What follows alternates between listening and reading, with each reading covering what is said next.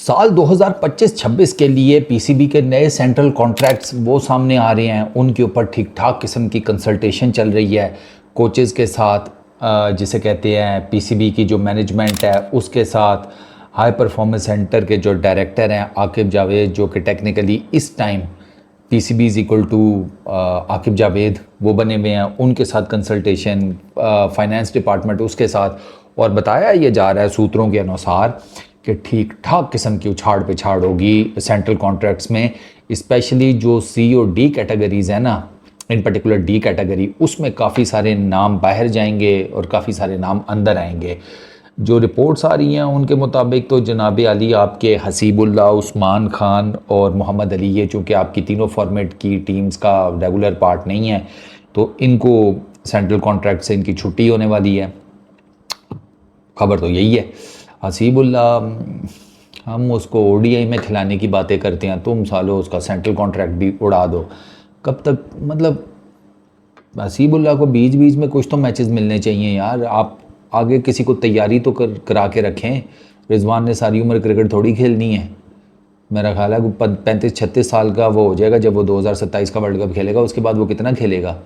तो आपको अभी से इस लड़के को प्रिपेयर करना चाहिए। ये आपका चलता फिरता विकेट कीपर बैट्समैन है सर, टॉप ऑर्डर का ओडीआई क्रिकेट में, 50 की बैटिंग एवरेज है लिस्ट में। और अब क्या निकाले मुंह से, थोड़े वास्ते तेल कट देवे हैं। एक साड़ी ऐसी फुद्दू किस्मत है ना बाबा जी, मतलब लोगों की किस्मतें लिखी जाती हैं वो जिसे कहते हैं ना सुनहरी कलम से, सोने के पानी से। हमारी लिखी जाती है खोते। क्या छड़ो यार, आगे चलते हैं। हसन नवाज, ज़बरदस्त प्रॉस्पेक्ट। ये मैं अब आपको उनके नाम बताने लगा हूँ जिनके बारे में कहा जा रहा है कि इनको सेंट्रल कॉन्ट्रैक्ट्स मिलेंगे।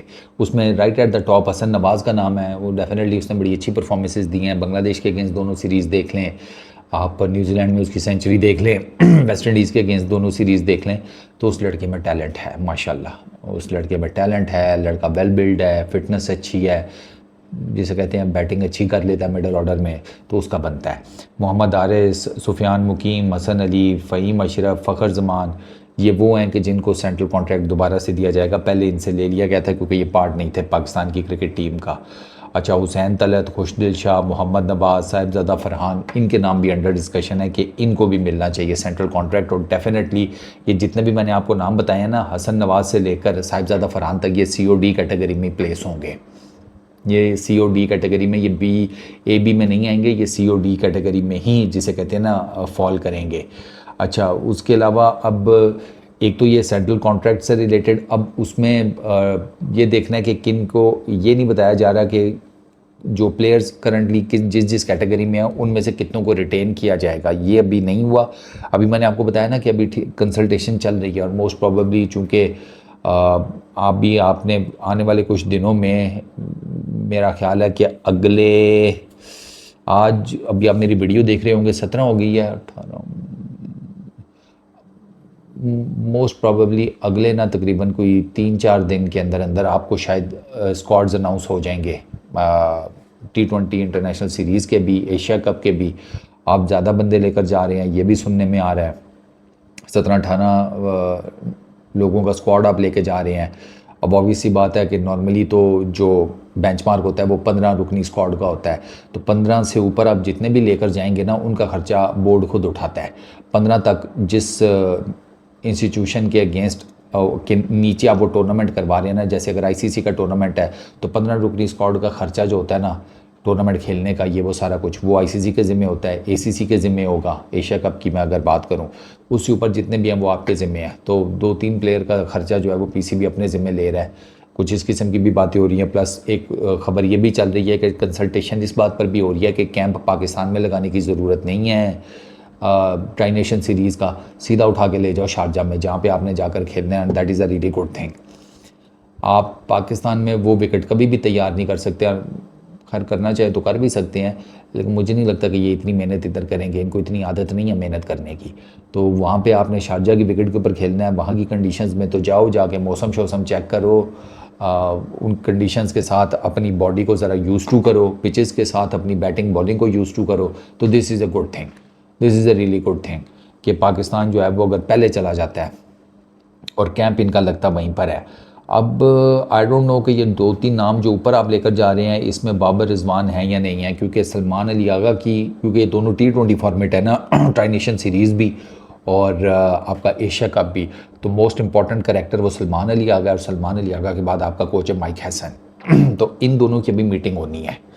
इन दोनों की जो 1-on-1 मीटिंग होगी ना, उसमें आपको काफ़ी हद तक पता लग जाएगा, उससे चीज़ें क्लियर हो जाएंगी कि ये दोनों जो हैं ये किस टाइप के टीम जो है वो लेकर जाना चाहते हैं किन किन लड़कों को ये अपने साथ लेकर जाना चाह रहे हैं।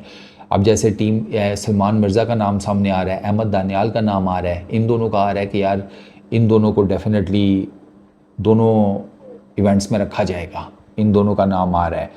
अब डिपेंड ये करता है, फिर मैं वही बात करूँगा कि ये सेंट्रल कॉन्ट्रैक्ट से रिलेटेड नाम कब फाइनलाइज होते हैं ये भी आपको पता चल जाएगा आने वाले कुछ दिनों में।